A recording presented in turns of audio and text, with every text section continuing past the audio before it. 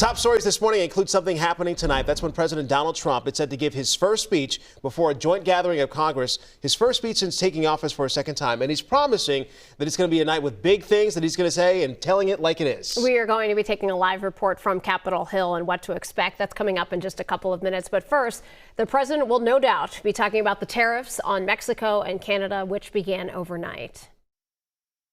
Tomorrow, tariffs 25% on Canada and 25% on Mexico, and that'll start. We will have a strong, unequivocal, and proportional response as Canadians expect.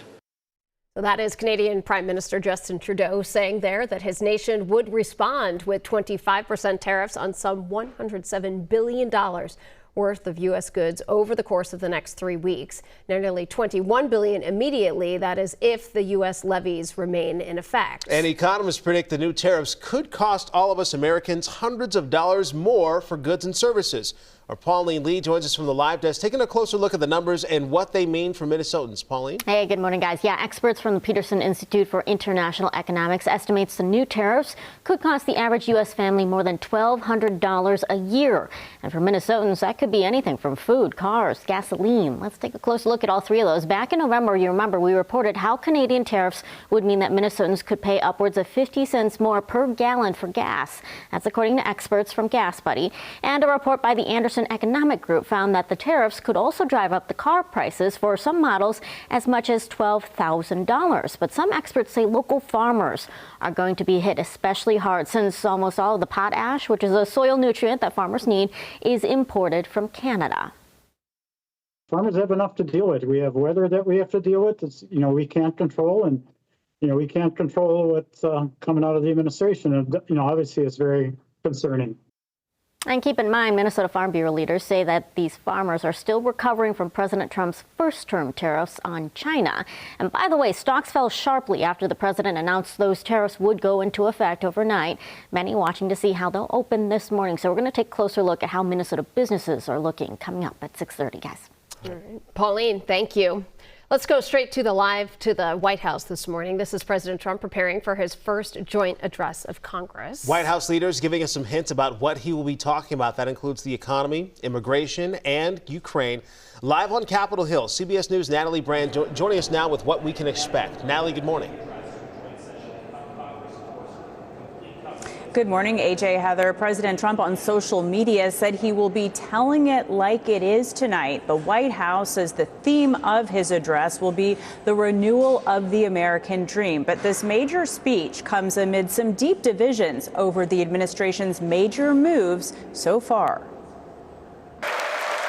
Weeks into a whirlwind second term in office, President Trump will address Congress and the country with the economy in focus. It comes on the day 25% tariffs went in effect overnight on the nation's two biggest trading partners, Canada and Mexico. It's a very powerful weapon. U.S. stocks slid sharply Monday, with economists warning that the price of everything from food to lumber to new cars could go up. There is little doubt that consumers will feel the pain of this. Yesterday, the president teased he'll also discuss Ukraine, days after his Oval Office clash with Ukrainian President Volodymyr Zelensky. You don't have the cards.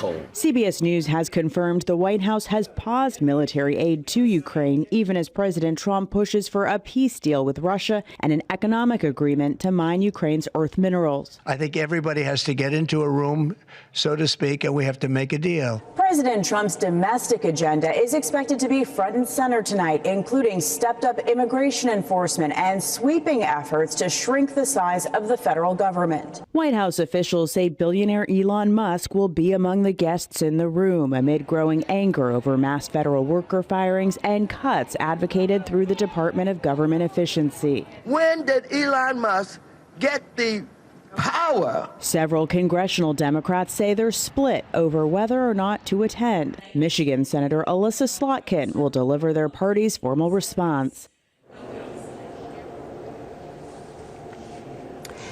And a number of Democratic lawmakers have invited recently fired federal workers as their special guests tonight. That includes Senator Tina Smith, who says that she will be bringing a former park ranger at Voyageurs National Park who's been impacted by recent layoffs. Senator Klobuchar, meanwhile, says she has invited a third-generation farmer from Renville County to highlight concerns about policies such as tariffs. Heather, AJ. Natalie Brand reporting for us from Capitol Hill this morning. Thank you. Also today, groups in Minnesota are protesting President Trump's address to the nation tonight. So the 50-51 movement says that there will be 2 peaceful protests at the state capitol. They'll start at noon. 50-51 stands for 50 states, 50 protests, 1 movement. They want to bring attention to what they call reckless and radical policy changes under the current administration. They also want to raise concerns over the power that's been given to Elon Musk and the Department of Government Efficiency. Now, if you can't make it to those protests but still want to be part of it, there is another one tonight. This will be during the president's address. There'll be a neighborhood vigil at Maddox Park in St. Paul to, quote, shine a light on democracy. Organizers say you just need to bring your flashlight.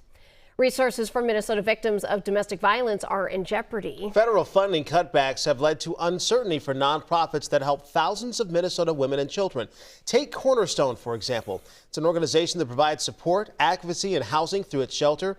30% of its budget comes from the federal government. And the executive director says if nothing changes, they'll be forced to significantly downsize in the next year.